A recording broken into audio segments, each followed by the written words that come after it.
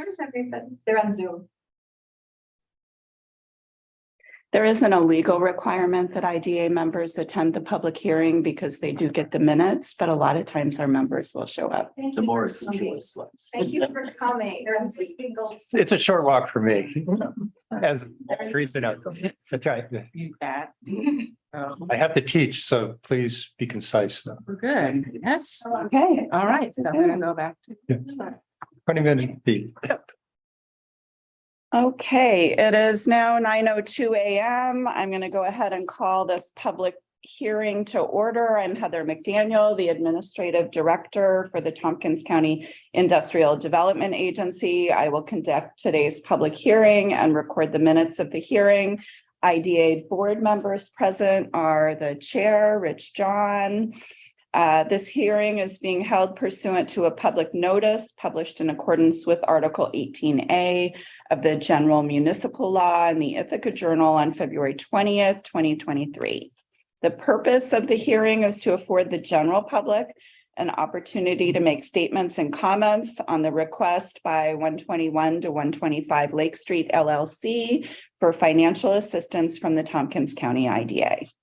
The project consists of the acquisition of the agency of a leasehold or other interest in approximately 1.42 acres of real property located at 121 to 125 Lake Street, City of Ithaca, Tompkins County, New York.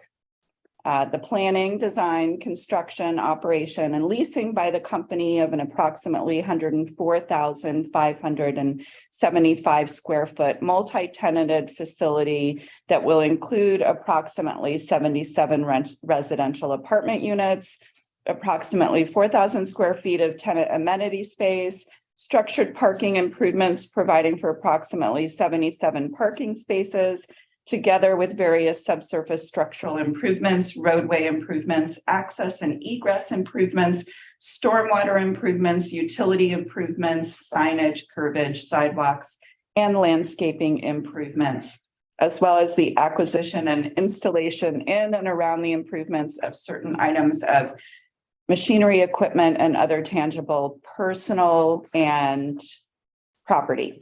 The financial assistance contemplated by the IDA will consist generally of exemption from property taxes that will be offset in part by contractual payments in lieu of taxes by the company for the benefit of the affected taxing jurisdictions. Exemption from the state share of the mortgage recording tax and exemption from local and state sales and use tax.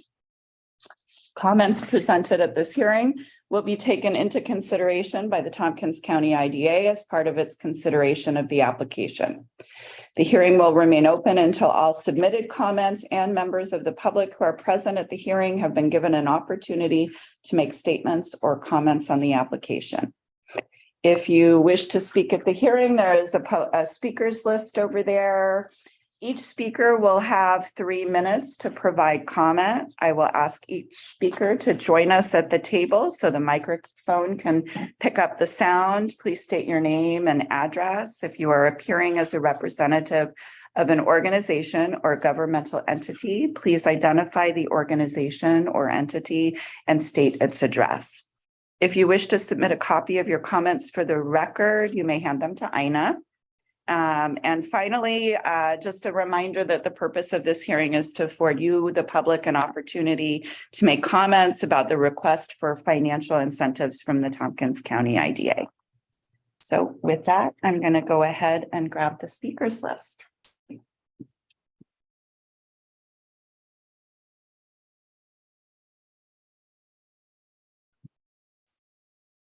Okay, first I've got W. Hang. I'd like to go last. Is that okay? Yes, that's fine. Okay, I'm going to ask Teresa Alt to join us.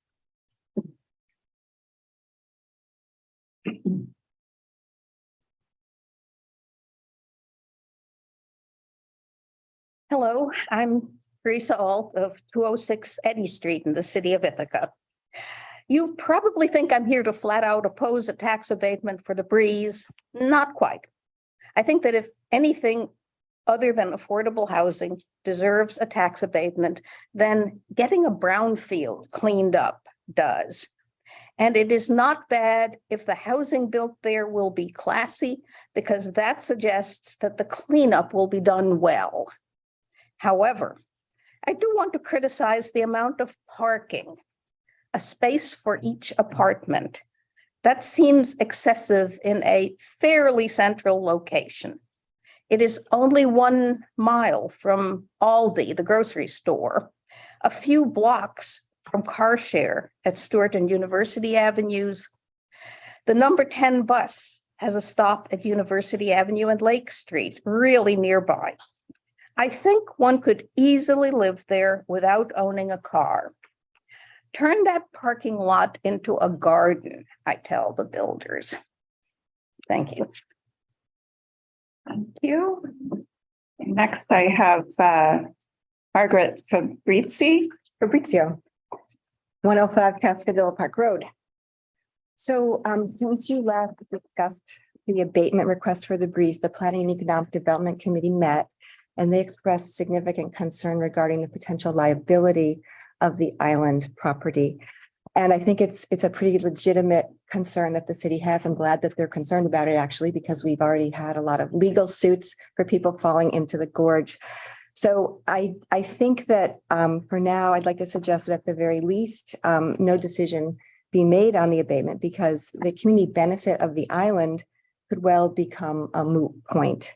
And the developer will end up saving hundreds of dollars if they don't build this bridge to go over to that island. And I also want to say again, for the record, and Rich, you know my story.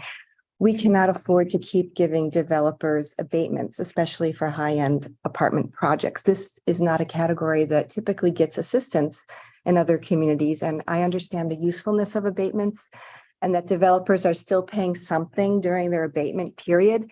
And I really do applaud, the IDA for many of the projects that you've supported. But we all know that projections are just that, they're projections. And the public isn't actually even privy to the financial materials that are submitted by the developer. I recognize there's a staff member who's reviewing these, but they are just projections. All the College Town luxury apartments were built without abatements. I think they would have asked for abatements if they could have, but the fact is they got built anyway without the abatements. That's my point. And just as a reminder, 60% of the city's property is already tax exempt. Let's not add to it. The minority of us paying taxes here need significant tax relief. Another abatement doesn't do that. We understand that after 10 years, the property taxes will be more than what we're getting right now on this empty lot. But if the developer, who I'm surprised actually is not here, is not saying today that he will walk away from this project unless he gets this abatement money, then I don't think that we have any way to justify doing this. The cleanup burden for this project has been something that he's known about from the get-go, from when he first bought this. So he knew that that was going to be part of his financials, and it's not a surprise add-on, and it shouldn't be a way to justify getting this abatement, which is, it's 10 years that he would be postponing full taxes. So and again, the project isn't projected to have a slow start or a low vacancy rate, and I would think that those are important reasons for giving abatements to projects, right? But that's not what we're looking at here. So, the bottom line for me is that the city is in really dire situation. Can you give me just a little bit longer? Thank you. Residents are at a breaking point. I spent the weekend carrying around some petitions, talking to people, and people are paying $15,000, $16,000, $18,000 a year in property taxes to live here. The fact is, Ithaca has become totally unaffordable. People who have been here for decades and have invested in this community for decades are feeling like they're going to need to move. They cannot stay here and retire here. That is a really sad situation to be in. So partial payments from developers needs to end. And one other thing I just wanted to ask is, I know people can submit things in writing. I think that having a hearing at 9 a.m. on a weekday is not as inclusive as it could be otherwise. Thank you so much.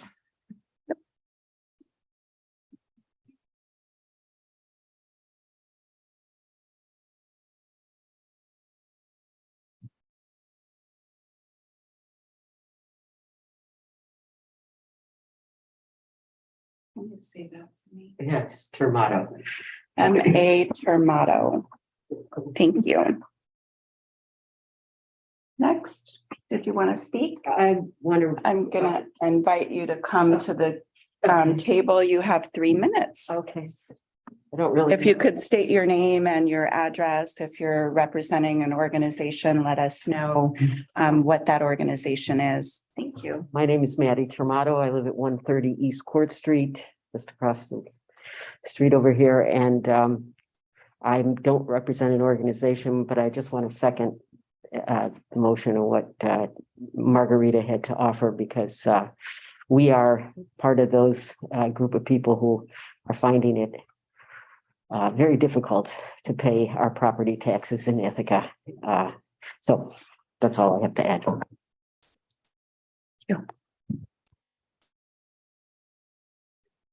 Barb Herman.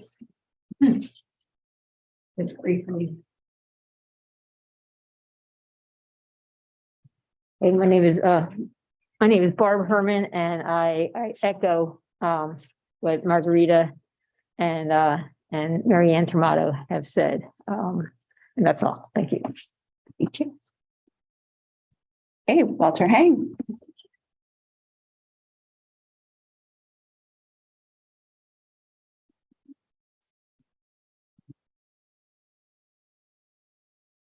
Thank you for the opportunity to speak to you all today. My name is Walter Hang. I live at 218 Wade Avenue here in Ithaca.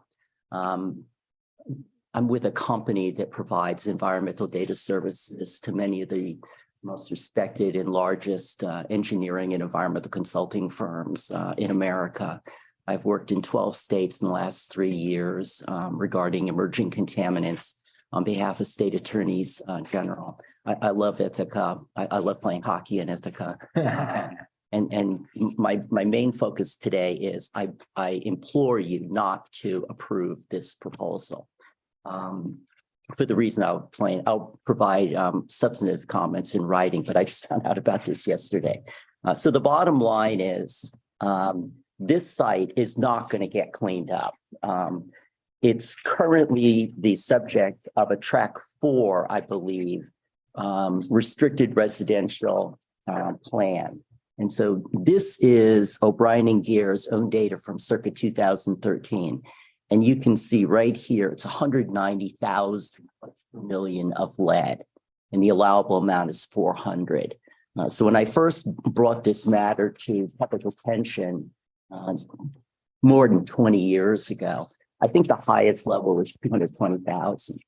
So the problem is it's really hard to clean up all this lead contamination, barium contamination that constitutes hazardous waste. And this is how come the whole matter bankrupted Bianchi and went into bankruptcy court for many, many years, because the city and the state and the feds didn't do a comprehensive cleanup.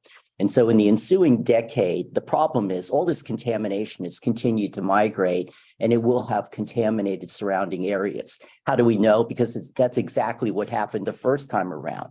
So in addition to, so when you hear all these assurances that this site's going to get cleaned up and it'll be fine, that's just simply totally, completely not true. And that's self-serving, and I urge you to reject that. In addition, I apologize for the poor quality of this document, but basically the contamination goes downhill and right through Fall Creek. So again, this is, the available data. There's no question about it. And the problem is that the extraordinarily high levels of solvent contamination in groundwater and also in soil gas vapor are threatening homes. The highest level is the vapor point furthest away from the site, and they didn't keep going to delineate the leading edge of the pollution. So it's 1,400 micrograms per cubic meter of trichloroethylene. The allowable amount is 2. And so the proposal to use emulsified vegetable oil to remediate this soil gas vapor pollution is just ridiculous. And you can see the lead is still there. Every time they say it's cleaned up, I go to the site, I walk around, and I find more contamination. So I implore you, don't approve this. Make sure that this site gets properly cleaned up. Join me in requiring the U.S. Environmental Protection Agency to add this site to the national priorities list. Until this site is cleaned up, you just can't put people on top of it. That's irresponsible. I believe that's immoral, and I'm not even sure what that means. Thank you. Thank you. Is there anyone else who wishes to speak today? And did we receive any written comments? No, we did not receive any. Okay. I want to thank Laura Mattos from the Development Group for joining us via Zoom today, and Rich John for joining us in person. This hearing is closed. Thank you. Thank you.